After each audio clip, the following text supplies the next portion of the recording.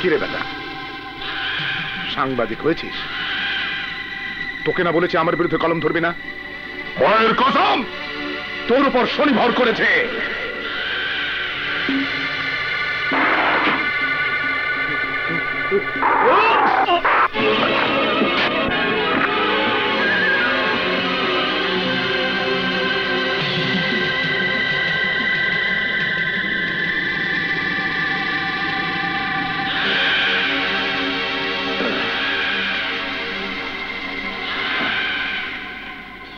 বাবা, বাবা, লোকটা আদম ব্যবসার লাইসেন্সটা। সবটাকে এনেছো? জি। যাও, নেতাকে বলে দিচ্ছি, পেয়ে যাবে।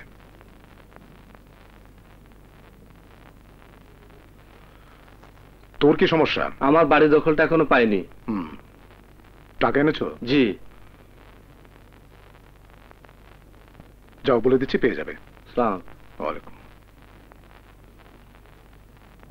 তোর? চাঁদাবাজদের কারণে ব্যবসা করতে পারছি না।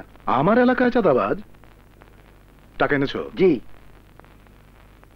রঙ্গু গঙ্গুকে বলে দিচ্ছি, হয়ে যাবে। যাও। সালাম। ওয়ালাইকুম।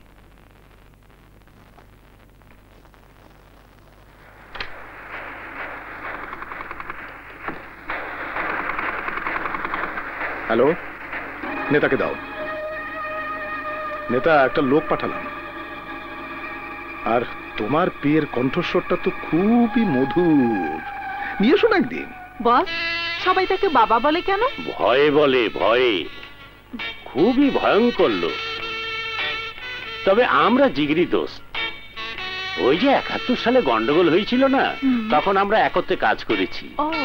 তোমার কণ্ঠের খুব সুনাম করলো। একদিন নিয়ে যাব। বস, আজ আপনার কোনো প্রোগ্রাম আছে? আজকের প্রোগ্রাম তো শুধু তোমার আর আমার। Hello, SP speaking. হ্যাঁ। ও, নতুন এসেছো? এলাকা সম্পর্কে আইডিয়া নিয়ে তারপর দায়িত্ব পালন করবে? জি স্যার। নিশ্চয়ই এমন কোন বড় ঘরের ছেলে নও যে চাকরি চলে গেলে কোনো অসুবিধা পড়বে না। কাজকর্ম যাই করে একটু বুঝে শুনে করো। আন্ডারস্ট্যান্ড? Yes sir. এখন আসতে পারি স্যার? হ্যাঁ, তবে আমার নির্দেশ ছাড়া কোনো কাজ করবে না। ওকে? Okay sir. বাক্সগুলা গাড়িতে তোল, ঠিক মতো রাখিস। রাখ, এখানে রাখ। কেডাইলো আবার? আসসালামু আলাইকুম। ওয়ালাইকুম আসসালাম। ভাই সাহেব, কেমন আছেন? ভালো ভালো। ভাই সাহেব, আপনারা এখানে কি করেন? মেডিসিন তুলতাছি। ও আচ্ছা, দেখি তো মেডিসিনটা কি। দেখি। যাও বেটা। আহা, আর মেডিসিনটা কি দেখি না। ওই মেডিসিন কি দেখবি? হ্যাঁ,